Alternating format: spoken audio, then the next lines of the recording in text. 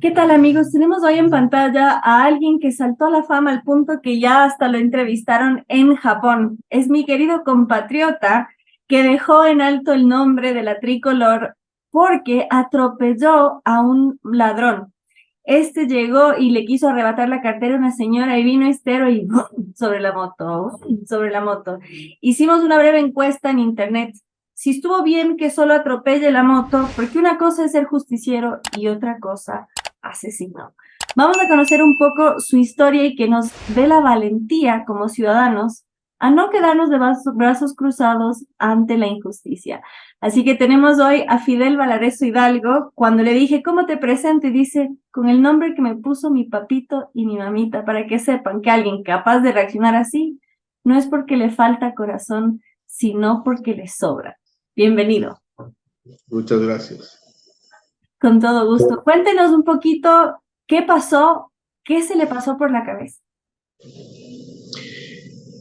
Bueno, ese día yo tenía que tomar esa calle para salir a una avenida principal y cuando entré a la calle vi que una persona estaba siendo agredida por un delincuente en este caso y bueno, entonces mi primera reacción fue pasarle la camioneta por encima, la verdad. Pero bueno, después en fracciones de segundo lo pensé bien porque digo, me voy a meter en problemas. Entonces lo que hice fue embestir a la moto. O sea, lo que yo quería es que inhabilitar la moto para que el delincuente se vaya o le deje, ¿no? Entonces es por eso que yo le embisto una primera vez y de ahí dos veces más, ¿no? Pero bueno, el tipo, me imagino que por la adrenalina y todo, cogió su moto y la logró prender y ya.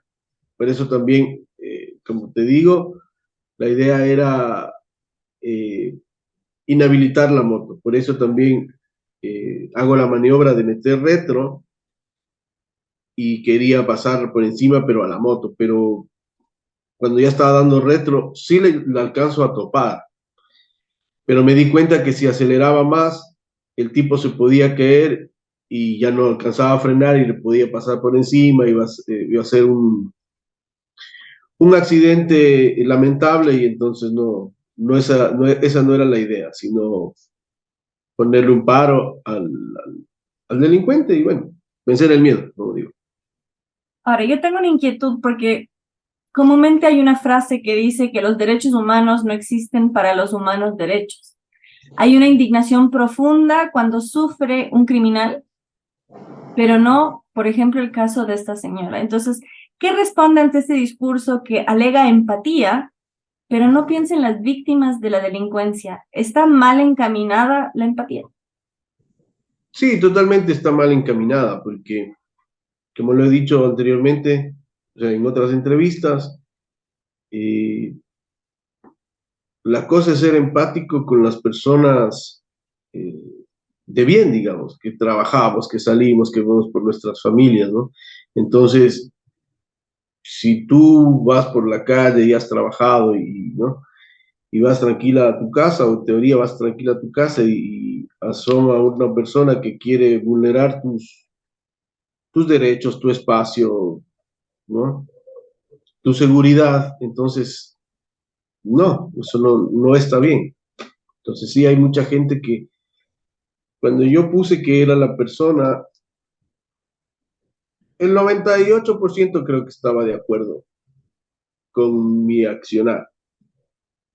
Otro 2% quería que le mate y creo que un mínimo porcentaje estaba en desacuerdo porque me decían, no, ¿para qué te metiste si a ti no te estaban asaltando? O sea, si no era porque me asalten a mí, o sea, había un asalto en esos momentos, entonces yo tenía que actuar. Porque si yo no actuaba, ahora la mayoría de los ecuatorianos o la mayoría de la gente lo que hace es, como no es conmigo, no me meto, o sacan el celular y te filman ¿no? Pero nadie sabe lo que uno siente cuando le están robando. Siente impotencia, siente ira, indignación, No son cosas que tenemos que cambiar. Es importante esto último que dice, me pasó a mí, ciudadana ecuatoriana. 2 veces me intentaron asaltar y las 2 veces resistí. La segunda vez me alcanzó a cortar el ladrón con un cuchillo y todo el mundo me decía que más vale la vida que las pertenencias. Y yo les contesté, es que yo prefiero morir que vivir con miedo. Es un poco fuerte, pero es bastante real. Y yo creo que tú nos diste mucha fuerza para resistir a la injusticia. ¿Qué mensaje de fuerza le enviarías al ecuatoriano y de no ser indolente ante lo que le pasa al otro? Bueno, yo les diría que debemos ser más solidarios, más empáticos con nosotros mismos, porque los ecuatorianos que salimos a trabajar, que velamos por nuestras familias, que queremos el bienestar de todos, de vivir en un lugar tranquilo, etcétera, etcétera, somos más, ¿no? Y no podemos estar ante la merced o a la zozobra de un grupo minúsculo, en este caso, que nos infunde miedo y que, ¿no? Que lo hacen en grupo, o, ¿no? Y entonces no podemos permitir, o sea, no era así, no era así, no debemos dejar que pase, tenemos que actuar. De acuerdo, y no son casos aislados. La primera vez que me intentaron asaltar y que nos dimos un par de rounds con el ladrón, lo comentamos por teléfono el otro día. A mí lo que más indignación me dio es que había un señor estacionado en un carro al frente viendo todo, con la ventana cerrada. Y en lugar de ir tras del ladrón o de irme tranquila a mi casa, fui y casi le rompo la ventana al tipo y le dije, ¿por qué no me ayudó? O sea, no espero que le atropelle como hiciste tú, que vaya a justiciar, pero que aunque sea pite, que aunque sea grite, que no sea indolente y sobre todo que no nos acostumbremos a que esta es la realidad. Yo como profesora de lengua siempre destaco, y esto lo aprendí de un gran intelectual que es Nicolás Márquez de Argentina, hay un problema al hablar de inseguridad. Hay que hablar de criminalidad. El que debe andar inseguro es el ladrón porque sabe que algo le va a pasar. Y esto es parte de la cultura que se va degenerando porque se va normalizando el crimen, el mal.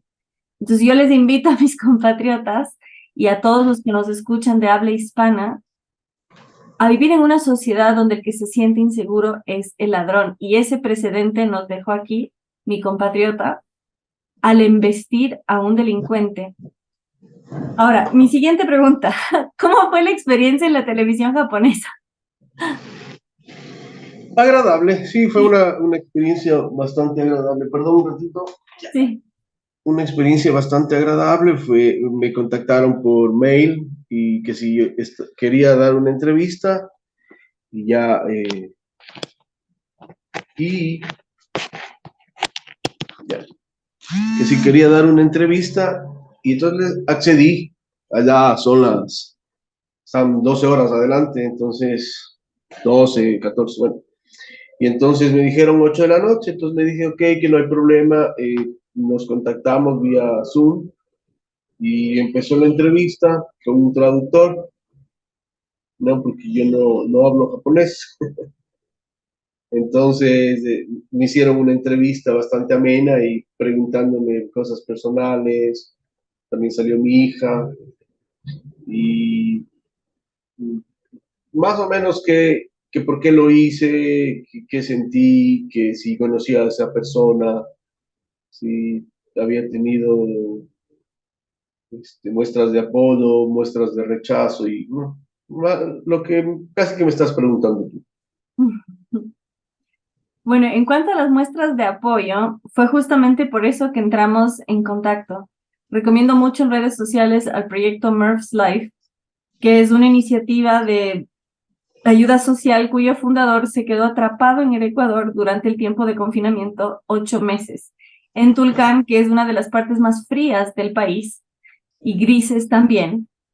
y en gratitud volvió y reconstruyó la casa y algunas casas en el sector y difundió la noticia de Fidel y dijo, ayúdenme a encontrarlo, que le quiero comprar una camioneta nueva. Entonces yo compartí en redes y dije, por favor, ayúdenme a encontrarlo. Un seguidor de Guayaquil me dio su Twitter y le escribí por Twitter y me dijo, pero a ver, llámeme para entender. Así que ya entramos en contacto y dije, ah, no, si ya está dando declaraciones de prensa, yo también quiero mi ración y que me cuente. Así que me atrevo a creer que puede ser esa, pero ¿cuál fue la reacción más positiva y cuál fue la reacción más negativa?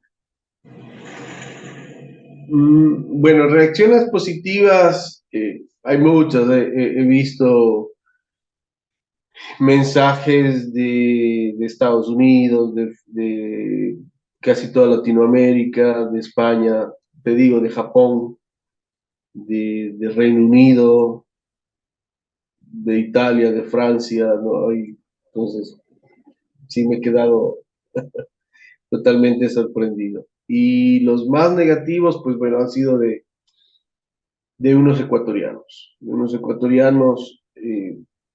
que me dijeron algo así de los derechos humanos, que tengo instintos asesinos, que no debía actuar así, que la ley hay que es de otra manera y que entonces eso me escribieron por Twitter. Y le respondí a la primera persona, le dije, bueno, si tú hubieras sido la persona agredida, yo también te hubiera ayudado, hubiera actuado de la misma manera. Otra persona me dijo que igual que por qué me metí, entonces que no debía hacerlo, entonces le digo, también le contesté, le digo, ¿y qué querías que haga? Que me pare y aplaudirle o ponerle un cartel, no robes, por favor. Y la última persona, bueno, ya fue bastante agresiva y entonces lo que tenía que contestarle le dije, creo que tú eras el que conducías la moto. Entre los mejores chistes que vi fue cuál es la marca de la moto, porque es muy Ah, resistente. sí, sí, sí, también, eso me causó mucha risa. Quiero, por favor, quiero la marca de la moto. ¿Y sufrió mayores daños la camioneta? No. Algo sí, se dañó el guardafango, una parte de la parte metálica que le sostiene el guardafango, sí, pero no. La seguridad de la persona agredida, pues, lo vale. Bien, ahora yo tengo una inquietud, ya que fue una acción que tuvo tanta repercusión.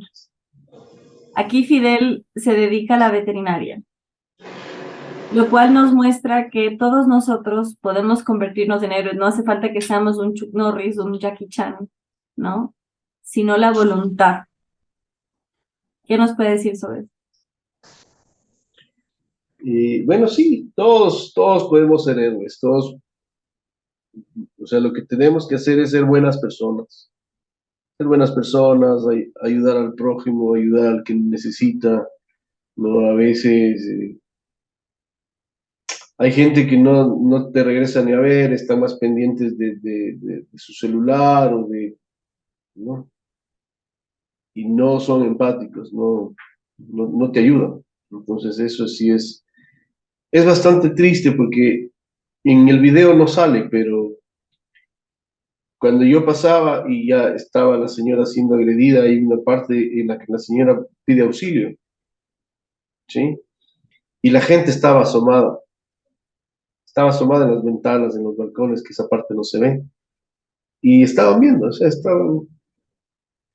Y ya después cuando yo regreso, o sea, porque ya después le dejé a la señora, eso ya no se ve en el video, le recojo, pero tenía que igual volver a pasar por esa calle porque yo tenía que salir a una avenida principal, ya ahí la gente ya estaba, o sea, ya salió y de ahí, bueno, ahí me pararon y ¿qué pasó? Le digo, o sea, si están viendo que le están asaltando, no sé, hagan algo, griten o no sé, algo. O sea, el ladrón, asumiendo que tuviera un arma, o sea, tampoco es que va a poder con 10, 20, 30. O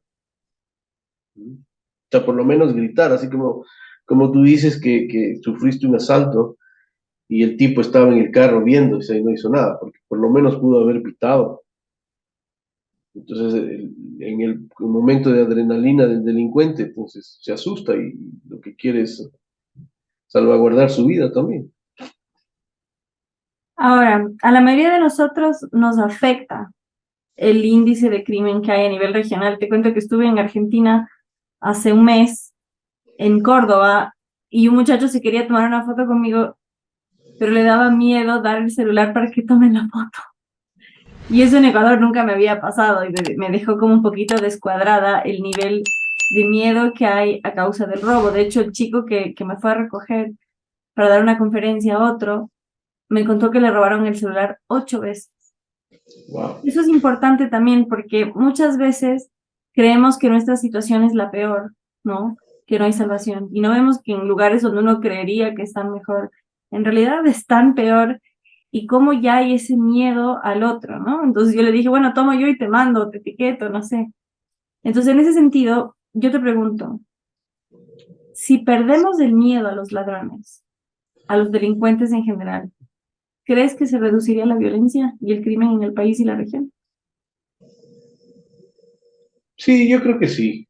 O sea, pero es que perder el miedo no es así como que se ocurre un asalto y ya me le paro de frente. O sea, no me refiero a ese perder el miedo. O sea, debemos perder el miedo a educar mejor a la gente, a que sea más empática la gente, a que siga normas. Por ejemplo, yo soy quiteño, pero vivo en Guayaquil ya algunos años. Y bueno, y eso es en la mayoría del Ecuador y en Latinoamérica. Para poner un ejemplo, tú estás haciendo, yo soy muy respetuoso de las normas que tengo que seguir. Por ejemplo, cuando yo manejo, tengo que hacer la fila, ¿no? Para dar una vuelta en U, por ejemplo. Entonces, nunca falta el sabido, como dice, que llegando te rebasa por la derecha o, quiere evitar la fila. El día de ayer estuve en el banco, yo fui a un banco y entonces había poca gente y la mayoría de gente, no tenías que avanzar hasta el final para poder entrar a la fila. Entonces la mayoría de gente lo que hacía es meterse debajo de las cintas de seguridad. Entonces yo sí, y fui, hice la cola y todo. Entonces ya cuando ahí me encontré con un amigo, entonces le digo, mira, de las próximas 15 personas que van a entrar, 16 se saltan la baranda o la cinta de seguridad. No, me dice, no. Y dicho y hecho, todas las personas que entraron, que no había gente, ¿no? Entonces, en vez de avanzar hasta el final para poder entrar a la fila, se saltaron la banda de seguridad y se metieron. Entonces, esas cosas en otros lados no las haces. No las haces porque hay normas. O sea, por ejemplo, si tú estás en un metallamiento aquí, la gente te pita, te quiere meter el carro. En otros lados, si hay un metallamiento, avanza por su carril y cosas así. ¿Ya? Entonces, esas cosas es lo que tenemos que cambiar. Estamos acostumbrados a que si nos gobierna una persona carismática, pues haga lo que haga, eso está bien, ¿no? O sea, si robas, si desfalcas, ¿no? Entonces tú te das cuenta, por ejemplo, que hay políticos que ni fu ni fa, y tienen de la noche a la mañana, son millonarios, tienen casas, propiedades y todo, viajan y todo. Entonces uno dice, pero yo he trabajado mucho tiempo y bueno, no tengo todo lo que estas personas tienen. Entonces tú te das cuenta, en 4, 5 años, 2, 3 años. Y conozco casos, o sea, entonces sí, sí, y por eso también creo que alguna gente quiere las cosas fáciles, Mm. quieren las cosas fáciles, o sea, sin trabajar, entonces, eso es lo que ciertos gobiernos o ciertas ideologías te enseñan. Qué O, importante, o, perdón, ¿qué? o es lo que promueven. Qué importante esto que dices de cómo, o sea, no alcanza solo con perder el miedo, sino también hay que reducir la corrupción en lo pequeño. De hecho, eso justo me están poniendo en comentarios, que no es un dato menor que se compra cosas robadas. Si uno compra algo robado, uno está apoyando el robo. También aprovecho para mandarte saludos desde Guayaquil, te están saludando, te están mandando apoyo desde un montón de países. Un crack ese man, te dice Jaime Mendoza, un fuerte saludo para él. De hecho, desde ya te comprometo, Jaime, cuando vaya a Guayaquil, me llevas a invitarle un trago a Fidel. Aunque tú no tomes. Él no toma, tú y yo sí. Entonces, esto que dices de la política es muy importante. No vamos a profundizar en eso, pero no es un secreto que hay corrientes ideológicas, políticas y filosóficas que promueven el robo como forma de gobierno, que promueven el no esfuerzo. Y el daño cultural que eso le ha causado al Ecuador es bastante evidente. Y es no solo en el tema de la delincuencia en sí, sino del trato al delincuente, ¿no? Y de la inversión de la moral, donde nadie dice pobre señora que le robaron, sino pobre ladrón que le atropellaron, ¿no? Claro. Entonces, ¿qué tan profundo es ese daño en nuestra sociedad? Lo viste en los Bueno, comentarios. sí, o sea, realmente está bastante arraigado eso ahora, ¿no?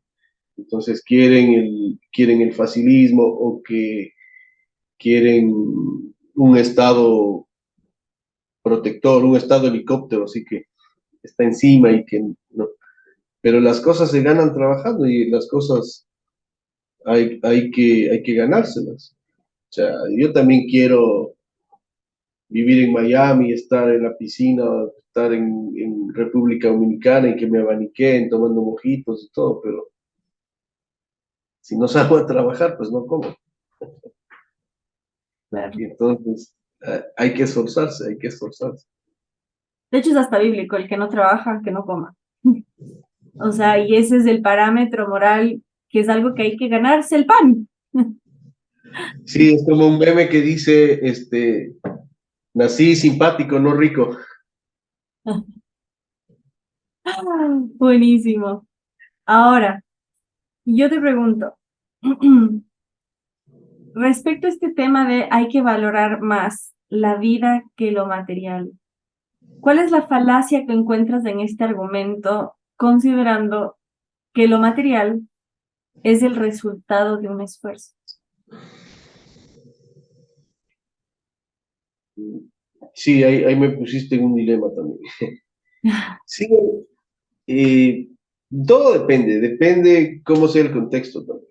Porque, por ejemplo, si yo voy por la calle y me quieren, o sea, si voy solo realmente no lo haría, ¿no? Sí, defendería mis cosas, pero si voy con mi familia o con alguien que yo quiero, entonces, y si veo que peligra la integridad, pues tampoco es que hay que ser, no soy Chuck Norris o no soy, Mm, ¿no? Entonces sí, también tienes que, hay cosas que sí, en lo material sí se recuperan, pero hay otras cosas que tú debes sopesar y decir, bueno, o sea, y ver la situación también, qué probabilidades tengo de, ¿no? Yo sé que la gente dice, ay, si yo estuviera en ese caso, hubiera hecho esto, hubiera hecho este otro, y no. Pero cada persona es diferente al actuar o al reaccionar. mm. Yo siempre he dicho, si un día me pasa esto, pues lo que voy a hacer es, le paso el carro encima y luego meto retro. Que fui profético, le pasé, bueno, no le pasé el carro encima, pero sí metí retro. Pero claro, que me refería a meter el retro para inhabilitar, eso es lo que yo quería hacer. Mm, O sea, no al individuo, sino a la moto que era instrumento de su delinquir. ujú. Entonces, eso realmente es complicado esto de la bolsa o la vida. Mm. No, sí te entiendo. Yo fui a la universidad en Buenos Aires y justo le fui a visitar a una amiga que vivía en un barrio bastante feito. se llama el 11. Yo estaba en el marco de la puerta, o sea, en la entrada, le timbro y me asaltan. O sea, me intentan robar. Y mi temor era que ella justo baje a abrirme la puerta y que el ladrón pueda entrar. Entonces, yo ese rato no me iba a poner a pelear porque iba a generar toda esa situación. Entonces, ¿qué hice? Agarré mi celular y lo lancé. Lo lancé para alejarlo a él de ese perímetro.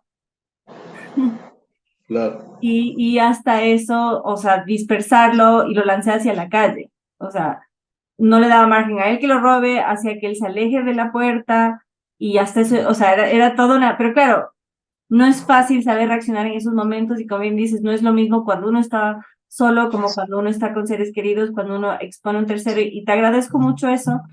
Y así como la ternura de tu respuesta respecto a tu nombre es importante porque es ver el rostro humano de la persona, saber que alguien que reacciona así no es alguien malvada, al contrario, es alguien que piensa en el otro, ¿ya? Así que tu respuesta estuvo muy bien. Sí, o sea, mira, Ujú, me hicieron una pregunta en un medio escrito que si yo me consideraba un héroe.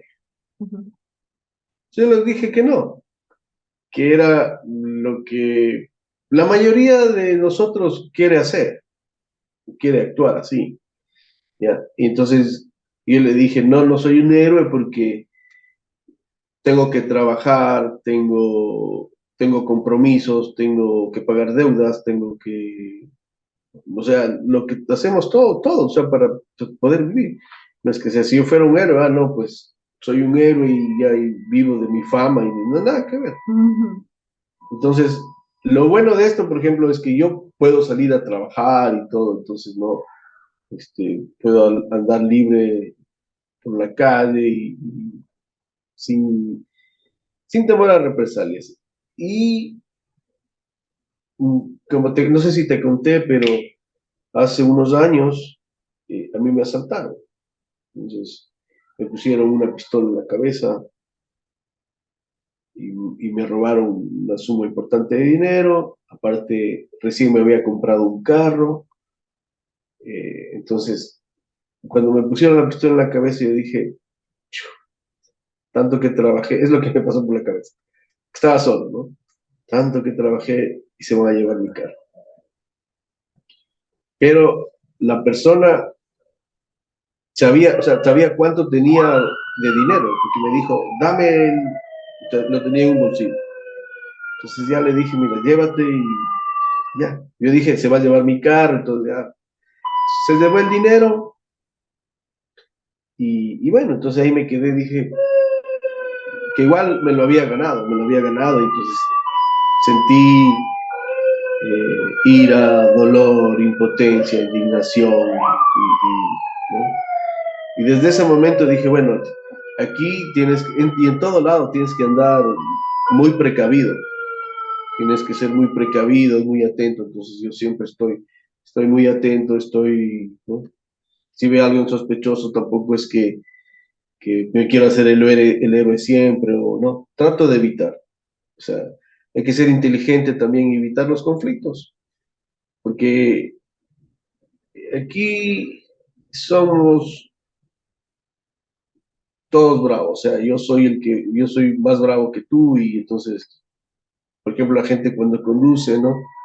O como te digo, cuando me río porque, por ejemplo, cuando yo voy al banco, a la fila de un banco, y entonces estoy haciendo la cola y ya pasado, no sé, unos 10 20 minutos, llega otra persona, me dice, no, es que yo estaba aquí, le encargué el puesto. O sea, solo aquí pasa, aquí no se encarga nada. O sea, si estás haciendo la cola, la haces. Y si no, si sales, tienes que volver a hacer y volver a hacer la cola.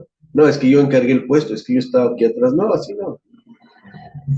Entonces, o sea, como hablábamos hace un rato, son cositas, detallitos que la cultura nuestra o sea, eso hay que cambiar.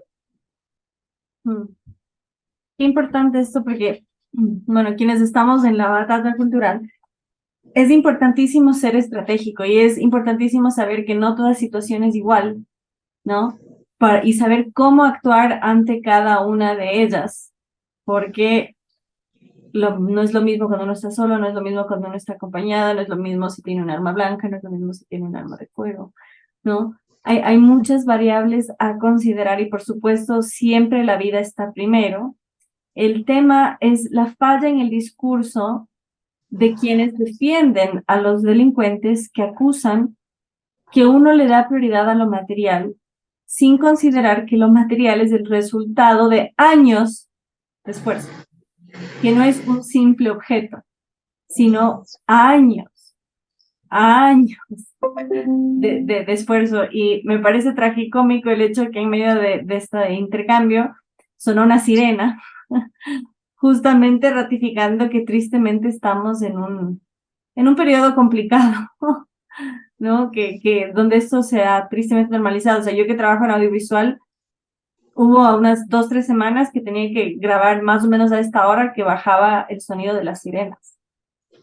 Entonces, en ese sentido, yo invito nuevamente a nuestros compatriotas a no normalizar esto, a no normalizar vivir con miedo, a no normalizar la delincuencia. Me encantó que Fidel hable del ejemplo de no hacer cosas incorrectas en el cotidiano, ¿no? Y sobre todo, no permitir que venza el miedo. Yo soy más de la idea que el que debe tener miedo, el que debe andar inseguro, es el ladrón, porque va a haber consecuencias para sus actos. Así que no te quito más tiempo, que sé que eres un hombre de familia y hasta tarde ya diste declaraciones a Japón. Te invito a dar un mensaje de despedida que les contagie de valentía a nuestros compatriotas y a todos los hispanoparlantes para no doblegarse ante la delincuencia y el miedo. Bueno, ¿qué les digo? Seamos buenas personas, hagamos las cosas bien y así vamos a poder cambiar todo esto. Gracias por tu tiempo y felicitaciones por tu valentía. Aunque no te consideres, te da aún más mérito tu humildad. En este canal te consideramos un héroe sin capa. Bueno, muchas gracias. A ti.